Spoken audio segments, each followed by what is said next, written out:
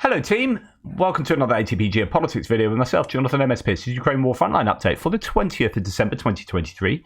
Before we get to the map, please check over the key to my map if you've never seen it before, so you know what the lines mean. I'm going to add pins to that at some future point so you know what the different coloured pins mean. And indeed, before we get again to the map, let's just get a quick insight into the conditions at, well, at least somewhere on the front line. It looks like this.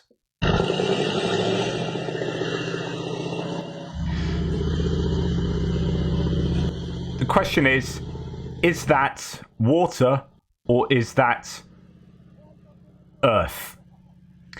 As you can see there, it's something of a hybrid.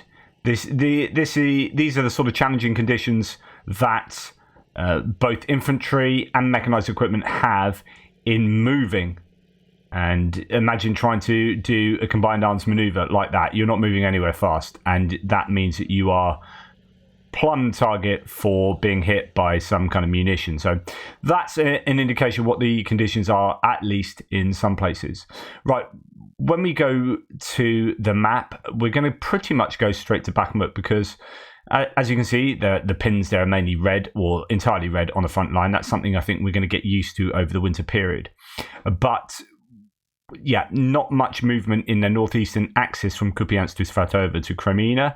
There is activity taking place all along there to differing degrees. Serebyansky Forest as well. We're going to come in to look at Bakhmut first, really, in any kind of depth.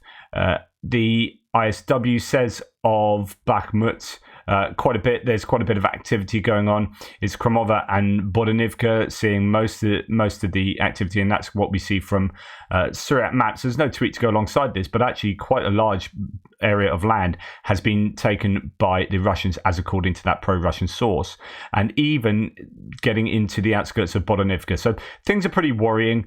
Things are pretty worrying right across the Bakhmut front, although there are some claims of Ukrainians making some gains in the Andriivka area. I don't know that the Surat maps here is accurate with their control over Andriivka, the Russians mainly controlling Andriivka, but everywhere else the Russians are definitely pushing and having success. When you go and look, so Andrew Perpetua's live stream, always worth watching him. Please subscribe to his channel and help out with his mapping costs if you have the wherewithal and ability and whatnot.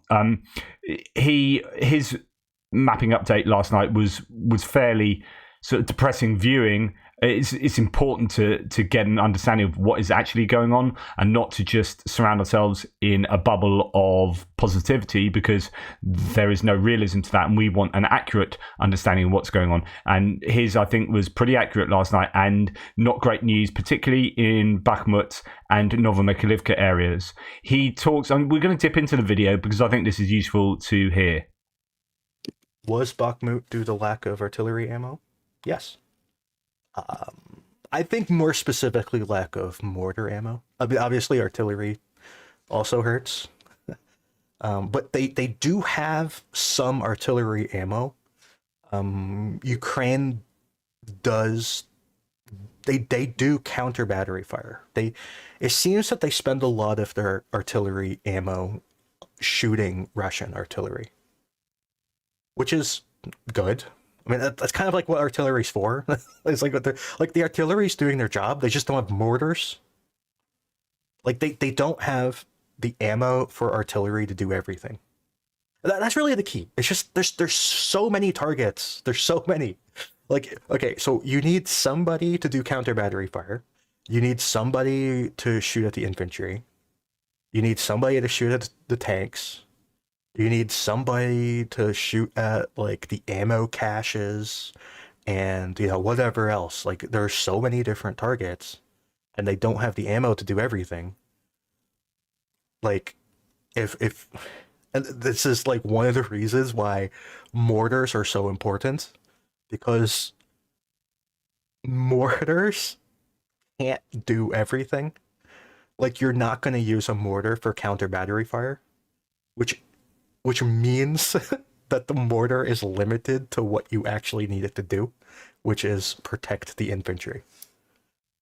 So that's why like I'm so interested in mortars, because they're so good at defending land.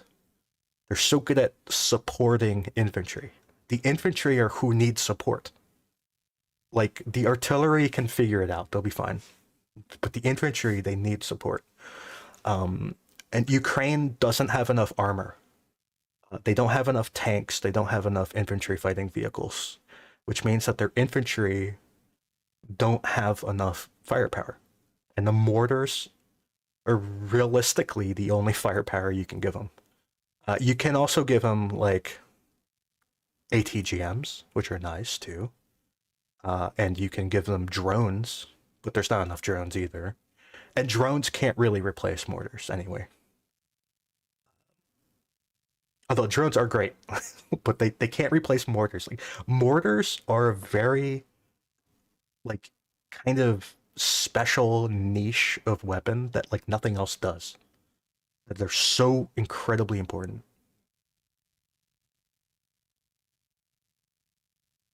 There I you thought go. last week was a doom stream. I think we might have surpassed it now. I'm just talking about the news. We didn't even get the Klashivka yet. Oh, And there you go. And he goes on to talk obviously about the detail of what's going on in Bakhmut, and we'll talk to that in a second. This idea that mortar rounds that are actually a lot easier to make, so you can machine make them. You don't need furnaces and so on and so forth. They can be made by computer assisted manufacturing in a way that artillery shells can't be. But you need a lot of them, like 1 million. A year would get you 20 per mortar, or no, not 1 million a year. It's 1 million. I can't remember over what time period, but he's saying they just need phenomenal amounts of mortar bombs in order to defend against Russian attacks or support their own infantry in attacking, whatever. They just need, and as well, obviously, ammunition for artillery too, and more drones. And it's great that we are hearing that next year Ukraine are looking at creating 1 million drones, and that indeed, was it last month, they've now said, goodness me, it was either 50,000 or I think it was 50,000 drones they built last month. So they are ramping up the production capacity for drones, but drones don't replace mortars, and they won't replace artillery as well. They can do some of the jobs of the artillery can do, but essentially you need a bit of everything. You need a lot of everything, and they don't have a lot of everything. And as a result, given the delays that we're seeing in artillery ammunition provision to Ukraine from the US Congress and from the EU in terms of Viktor Orban, and these are really hurting Ukraine, and as a result, that is translating into big gains for the Russians along the areas like Bakhmut here. So right up and down Bakhmut, although we haven't seen it in the last 24 hours, the Russians are just advancing everywhere around here. So there were some pretty bad bits of footage coming out, particularly of this area by the Dachas. So although that area was taken the other week at a very high cost for the Russians, there have been the subsequent footage to show that Ukrainians are there have been a number that have been caught, POWs, number that have just been caught on their own. Just Andrew was saying, like, I don't know what the decision making going on here is, whether there's just a bit of chaos, but some losses for the Ukrainians in around that area, and subsequently a loss of territory as a result, and fairly quickly as well. And then when we come to Klishivka further to the south, we have this area of the trench network that the Russians have about half of it. He says they don't have this half down here, which is what Suriyat Maps is claiming.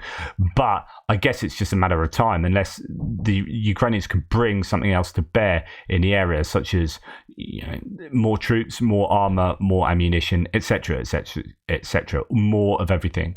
And there are other areas he indicates right up and down here that he says they're grey areas, but they could well be under the control of the Russians as well. So it is not looking good around Bakhmut. Bakhmut isn't crazy important. There's quite a bit of territory around Klishivka that Ukraine can concede to the Russians, and it's not really, or cede to the Russians, is not really going to change anything.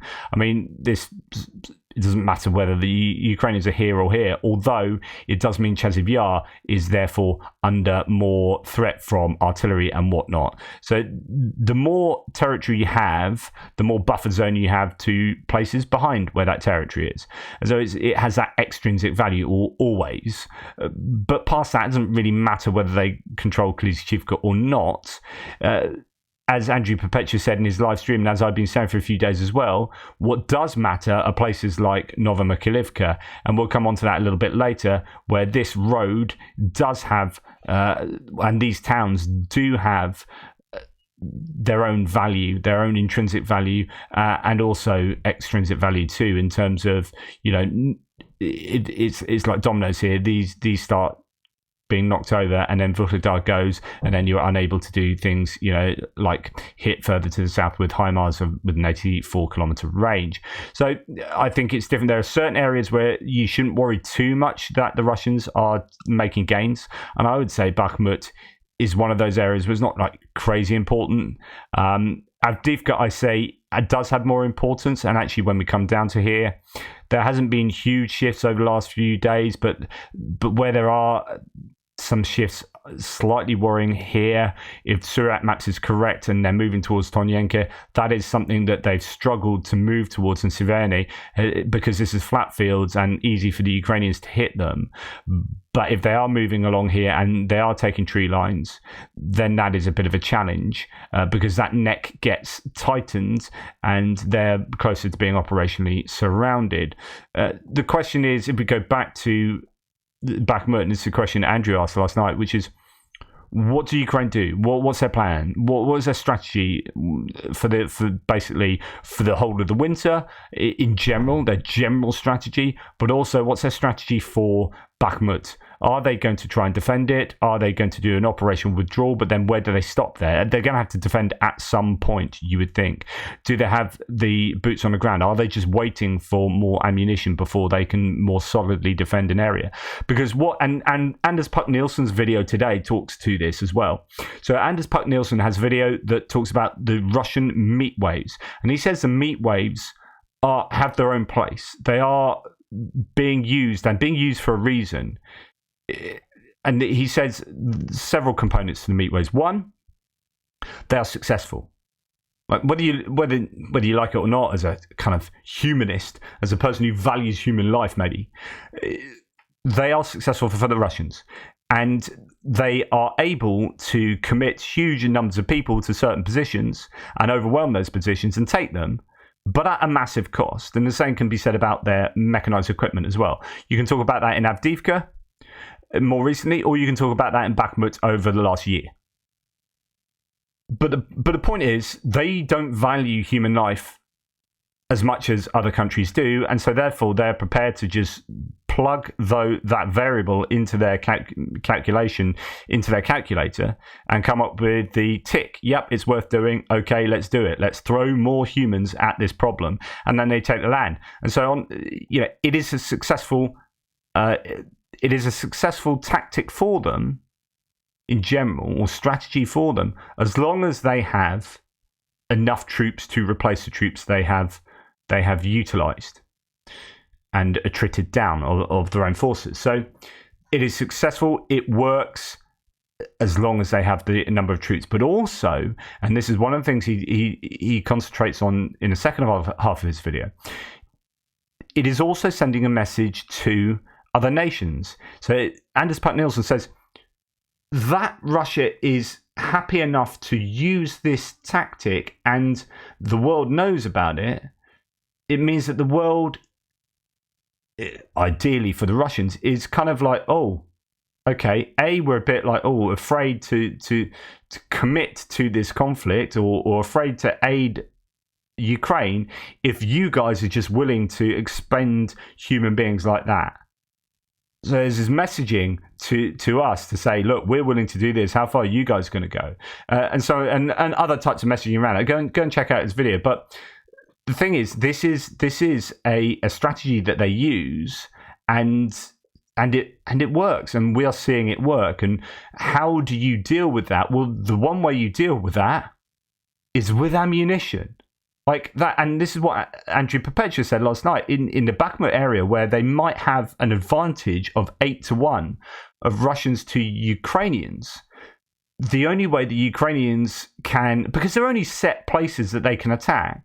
So if you had enough artillery ammunition, you just absolutely hammer them while they're attacking those places. And that's what happened in Avdiivka, and why the Russians didn't get all that far but lost huge amounts of people. Well, that could be the same situation around Bakhmut, but it just appears that the Ukrainians only have enough artillery to do, as he was talking about there, some counter battery fire, but not enough artillery to hit troops, to hit. In fact, we've heard about this, that they will only hit troops if there's a large enough accumulation of them, because they've got to cherry pick the targets that they use their sparse ammunition on. They can't just unfortunately hit everything. They have the tubes to hit everything, arguably. Like, they've got the mortar tubes and the artillery tubes to hit everything, but they don't have the ammunition. And as a result, the Russians are making gains. Now, you can have an 8-1 advantage and still be kept in check if you're being hammered by artillery and mortars, but they are not being hammered by artillery and mortars, and so they move. And this is what really annoys me about the inability of allies to get them kit, to get them ammunition, because again, as Andrew said last night, if you allow Russia to take this land, now this won't be a collapse. It's a huge country, and it might look worrying, but it's not going to be a collapse. But you are going to give the Russians a bunch of land, and the intention would be you are going to take that land back. So allies are going to be looking at this going, right, we are supporting Ukraine for as long as it takes. Now, if we don't supply them stuff now because we're all having an argument in Congress or whatever the reason is, or Viktor Orban's being a douche, then what that means is that the Ukrainians have to cede that territory to the Russians, and then we need to provide assistance to the Ukrainians so that they take that territory back. But the increased cost of retaking territory as opposed to initially defending it is huge. And so actually it's not in our best interest to argue to toss about stuff in Congress or about stuff in the EU. We need to just bloody get that stuff there now, because otherwise we're going to pay 5 times more in the long run. Because to retake what is arguably good defensive position, what are arguably good defensive positions here and there, we will need to provide the Ukrainians with much more ammunition and much more equipment than we initially would have done just to merely defend it. If they're already in those positions, then it's cheaper to defend than to retake that, and it would cost more in human lives as well. So it's just not cool what is going on in terms of assistance, and it is meaning that the Ukrainians are having to give land to the Russians at the moment, and it's just that's how I see it, and it's as simple as that. And that's how Andrew sees it as well, by the looks of it. So, yeah. As Surat Map says, so the Russians have made some small advances west of Siverny towards Tonyensk, which is here.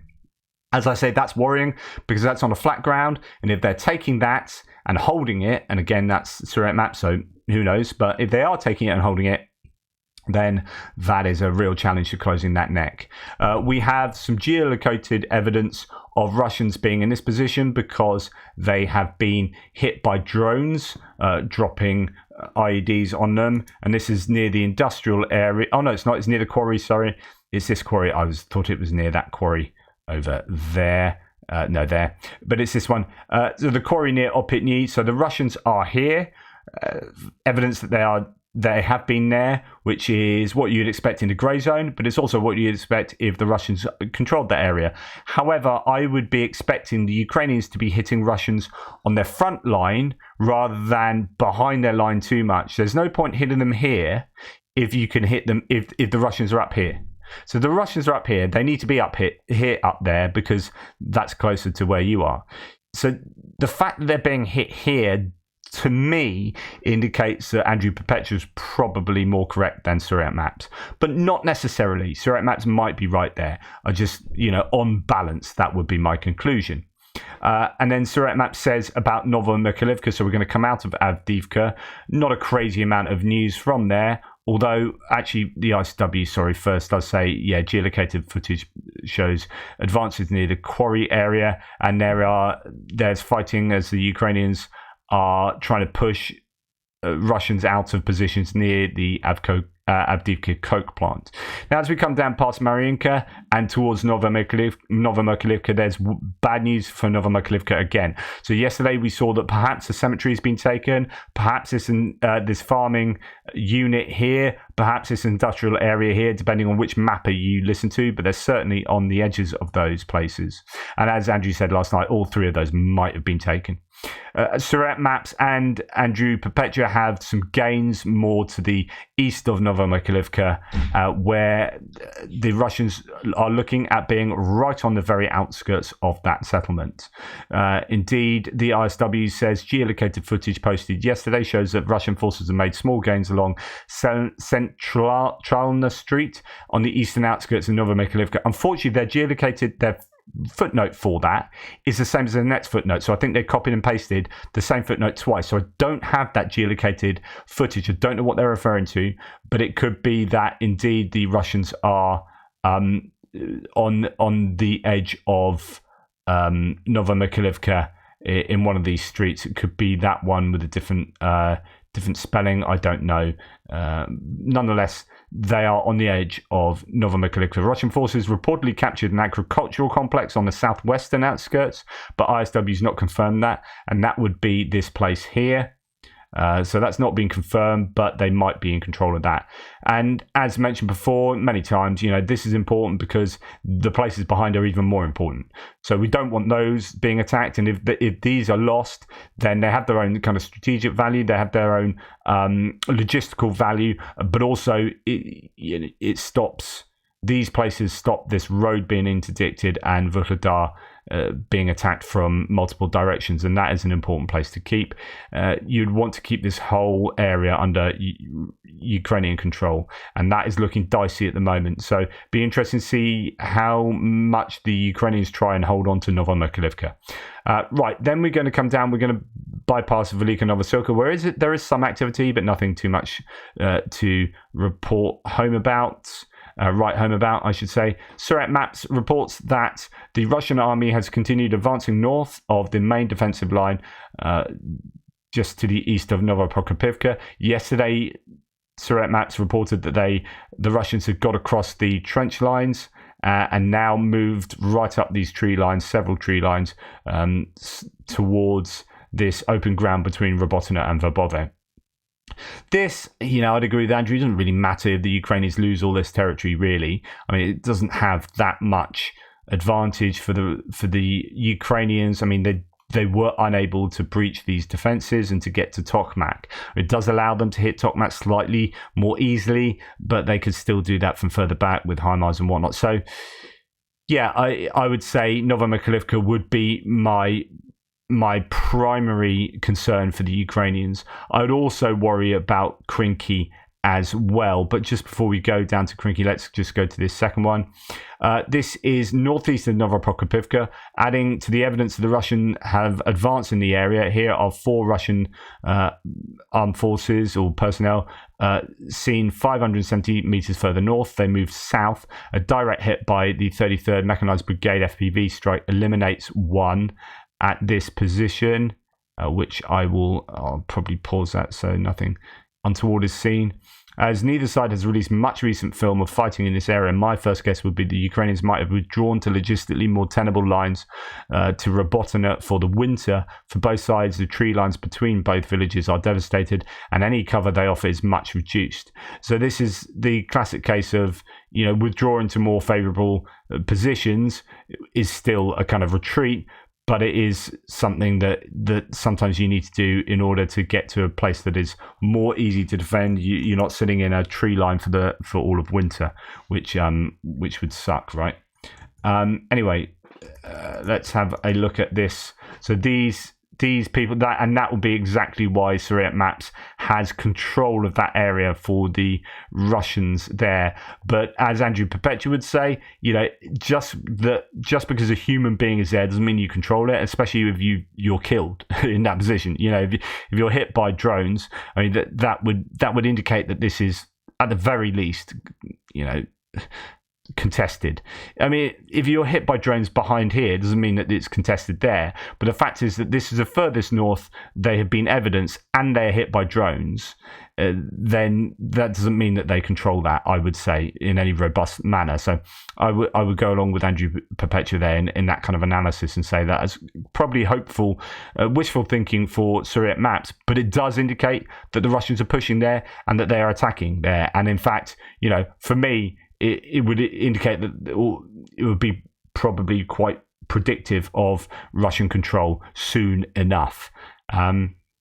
Right, and then no change to Krinky, but again, this is the other worry for me, because I think this will be attritional for the Ukrainians, although it is really hard for the Russians as well. But it goes back to that calculus. The Russians are willing to expend personnel at extraordinary levels just to retake positions. And in this case, this is a position that's very important for them to retake. So I would expect them to just basically, I expect them to retake Krinky, to be perfectly honest, because if the Ukrainians have the ability to expand that bridgehead, they would have done it already, right? So I don't think they do have the ability, unless suddenly they're going to bring like ATACMS and all sorts to bear around this point, and unless suddenly they're going to get hold of a load of extra equipment, and maybe that's what they're hanging on for, but I don't know that that's going to be particularly forthcoming.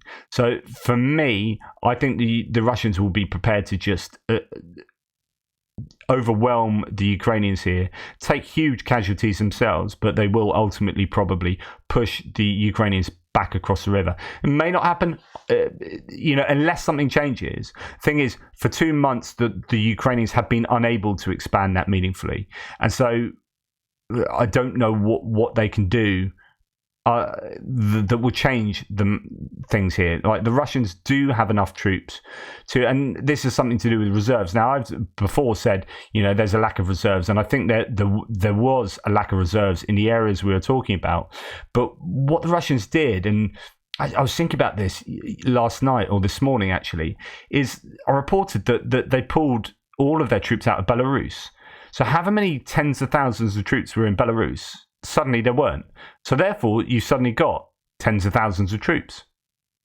And also, you have all the training grounds up here that have been active right close to the borders that have also had troops in that can be deployed. So while they didn't have strength in depth in terms of the forces they could pull straight away, and that's why they were often robbing Peter to pay Paul in terms of, right, Krinky's in trouble, let's get some from Robotyne. And I think that was happening because they did have a lack of reserves.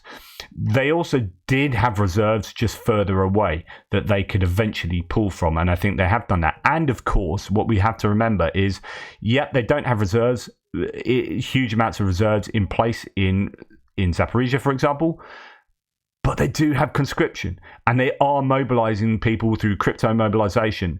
And so therefore, however many tens of thousands of troops they're losing each month or in Krinky, they are able to mobilize newbies and throw them into the mix. And if they can keep doing that and do that at a rate that Ukraine can't, then they will eventually succeed. And again, that goes back to what Anders Puck Nielsen was talking about, which is, this is a tactic that works. If they've got more human beings that they can throw at a problem than the Ukrainians have, then the Russians will prevail, all other things remaining equal, and which is why Ukraine have to eke out the advantages in other ways. So I talk about distance munitions, standoff munitions, missiles, whether it be HIMARS, ATACMS, Storm Shadows, whatever.